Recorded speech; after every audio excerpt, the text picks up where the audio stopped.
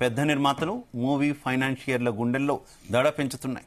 సినిమాలకు బడ్జెట్ ఎక్కడిది, వసూలైన మొత్తం ఎంత, లాభాల సంగతి ఏంటి, ప్రభుత్వానికి కడుతున్న పన్నులు ఎంత, బ్యాంక్ బ్యాలెన్స్, ఆస్తుల వివరాలు ఏంటి, ఇలా ప్రతిదీ డాక్యుమెంట్ ఎవిడెన్స్ తీస్తున్నారు ఐటీ అధికారులు. ఇవాళ వరుసగా మూడో రోజు సినీ నిర్మాతల ఇళ్లపై ఐటీ అధికారులు దాడులు చేశారు.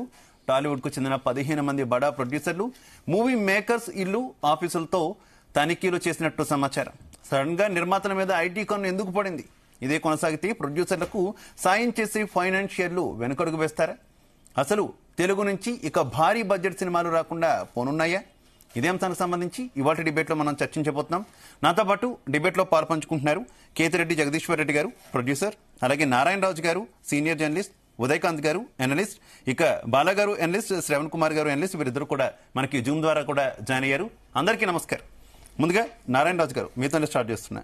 గత 3 రోజులుగా మనం చూస్తున్నాం ప్రముఖ నిర్మాతలు, అందులోనూ రీసెంట్ గా భారీ సినిమాలు ఏవైతే విడుదలయ్యాయో మన సంక్రాంతికి, ఆ నిర్మాణ సంస్థల మీద ఐటీ దాడులు మనం చూస్తున్నాం. వీటికి సంబంధించి రకరకాల ఊహాగానాలు, ఎవరికి తోచింది వారు చెప్తున్నటువంటి పరిస్థితి. వెనకాల ఎవరో ఉండి చేయిస్తున్నారని కొంతమంది అయితే ప్రభుత్వాలు కక్ష సాధించాయంటారు మరికొంతమంది. ఇలా రకరకాలుగా ఎవరు విశ్లేషణ వారు చేస్తున్నటువంటి పరిస్థితి. మీ అబ్జర్వేషన్ ఏంటి నారాయణరాజు?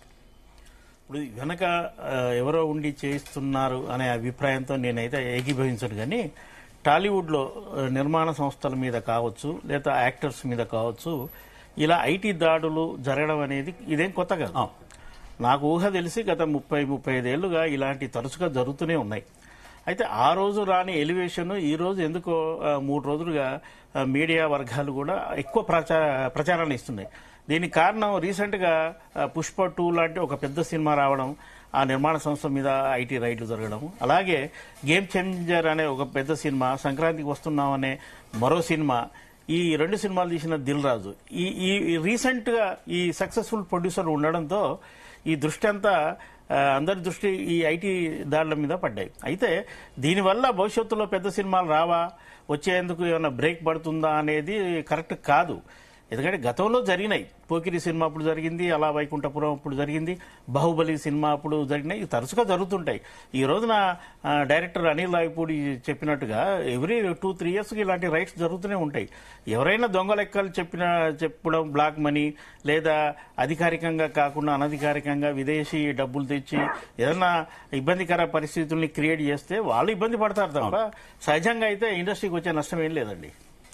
ఈ చివరికి దిల్ రాజు గారు కూడా చెప్పుకోవాల్సి వచ్చిందిగా, మీరు ప్రస్తావించినట్టే, నా ఒక్కడి మీదే దాడులు కాదు, ఐటీ రైట్స్ నా ఒక్కడి మీదే కాదు, అందరి మీద జరుగుతున్నాయంటూ కూడా ఆయన కోట్ చేయడం కూడా మనం తీసుకొస్తున్నారు రాజు గారు. రైట్. జగదీశ్వర్ రెడ్డి గారు, మీ ఒపీనియన్ ఏంటి? జగదీశ్వర్ రెడ్డి గారు, ఏం జరుగుతుంది అనుకోవాలి? ఈ ఐటీ రైట్స్ వెనకాల ఏముంది అనుకుంటున్నారు? అంటే ఐటీ రైట్స్ అనేది సహజంగా ఎప్పుడు కూడా జరుగుతుంటాయి. ఈ సినిమా రిలీజులకి జరిగాయి ఇంతకు ముందంతా. ఎందుకంటే రిలీజ్ అప్పుడు డబ్బులు వస్తాయి కాబట్టి, డిస్ట్రిబ్యూటర్లు దగ్గర నుంచి డబ్బు ఆ రోజే వస్తుంది కాబట్టి, ట్యాక్సిబుల్లా నాన్ ట్యాక్సిబుల్లా, అంటే చెక్కుల రూపంలో వస్తాయా లేకపోతే బ్లాక్ మనీ వస్తుందా, అంటే వైట్ బ్లాక్ సోర్స్ ఉంటుంది కాబట్టి ఈ రకంగా రైడ్లు అనేవి రిలీజ్ రోజు జరిగాయి ఎప్పుడు కూడా.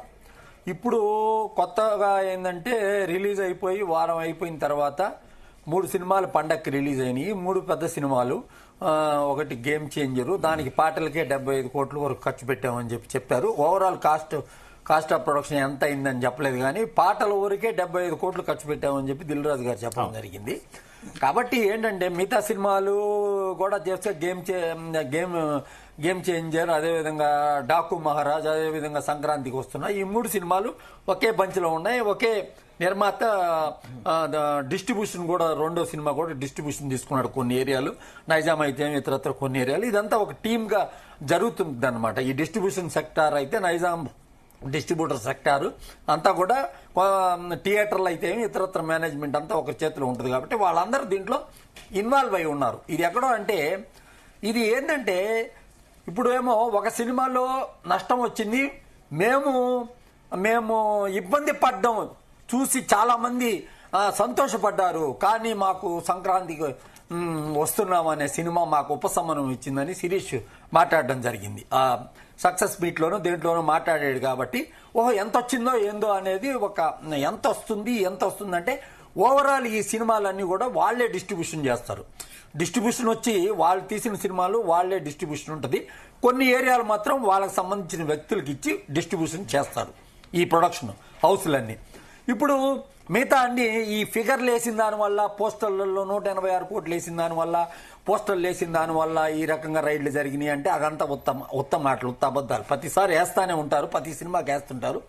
ఆ ఫిగర్లు తప్ప కరెక్టా కాదా అనేది అది పబ్లిసిటీ పరంగా జరిగేదే కానీ అది వచ్చి వాళ్ళు సినిమా పట్ల వాళ్ళ ప్రేమ పెరిగే విధంగా, అభిమానుల్ని అలా రెచ్చగొట్టే విధంగా చేసుకునే దానికి చేసే ప్రయత్నంలో అదో భాగం మాత్రమే కానీ ఈ రకంగా వచ్చి ఈ విధంగా పోస్టర్లు రిలీజ్ చేశారు. దానికి అతను ప్రొడ్యూసర్ నాగవంశీ కూడా చెప్పాడు కదా, ఈ ఫిగర్లన్నీ తప్పండి, మేము ఊరికనే వేస్తాం, పబ్లిసిటీ కోసం వేస్తాము అని చెప్పారు కదా. వాళ్ళు అదే విధంగా వాళ్ళు కూడా ఇప్పుడు గేమ్ చేంజర్ ప్రొడ్యూసర్ అతనే గేమ్ చేంజర్ కూడా కొంచెం పోస్టర్ రిలీజ్ చేశారు కదా. దానికి దీనికి సంబంధం లేదు కానీ ఇది ఎక్కడో లింక్ ఉంది.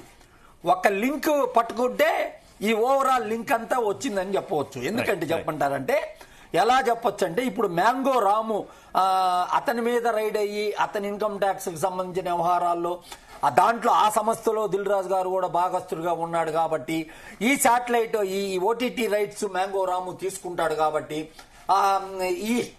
ఈ రకంగా ఫైనాన్స్ సెక్టర్లో అయితేమి అన్ని సెక్టర్లో కూడా సినిమా వాళ్ళ డబ్బులే సినిమా వాళ్ళ దగ్గర తిరుగుతుంటాయి. ఎప్పుడంటే ఒక సినిమాలో సంపాదించిన నిర్మాత ఈ ఫైనాన్సర్ సత్యరంగ అయితే ఇతరత్ర ఎవరైతే వాళ్ళ దగ్గర ఇచ్చి ఈ రన్నింగ్ చేస్తుంటారు. ఇది మామూలుగా సహజంగా జరిగేది. త్రిపులాలు సంపాదించిన వాళ్ళు కానీ ఎవరైనా మేము అందరం కూడా ఫైనాన్స్ చేసేదంటే సినిమాకు సంబంధించిన వాళ్ళే సినిమా ఫైనాన్సర్ గా ఉంటారనమాట. అంటే మేము డైరెక్ట్ గా చేయకుండా ఈ వ్యక్తులకి ఇస్తామన్నమాట. ఎందుకంటే వాళ్ళైతే కరెక్ట్ గా వాళ్ళ దగ్గర పార్టీలు ఉంటారు కాబట్టి ఇస్తుంటారు. ఇది సహజంగా జరిగేది. ఈ రైడ్ జరిగిన దానికి ఏంటంటే ఇది సహజంగా ఏంటంటే ఎక్కడో తీగలాగితే డొంక దొరికినట్టు ఈ రకంగా రైడ్లు అనేవి ఒక రోజు ఒక హాఫ్ డేతో ముగించిపోయే రైడ్ 3 రోజుల నుంచి జరుగుతుందంటే ఏదో ఒక గొప్ప కార్యక్రమం అనేది ఉంది దీంట్లో అని మనకు తప్పకుండా చెప్పొచ్చు. ఏదో ఒక ఇన్ఫర్మేషన్ లేకుండా ఇన్ని రోజులు రైడ్ జరగదు. రైడ్ జరగాలంటే చాలా కృషి ఉంటుంది దాని వెనకాల. రైడ్ జరగాలంటే ఎంత కృషి ఉంటుందంటే 10 రోజుల నుంచి అబ్జర్వేషన్ లో పెట్టి ఏ రకంగా ప్రతి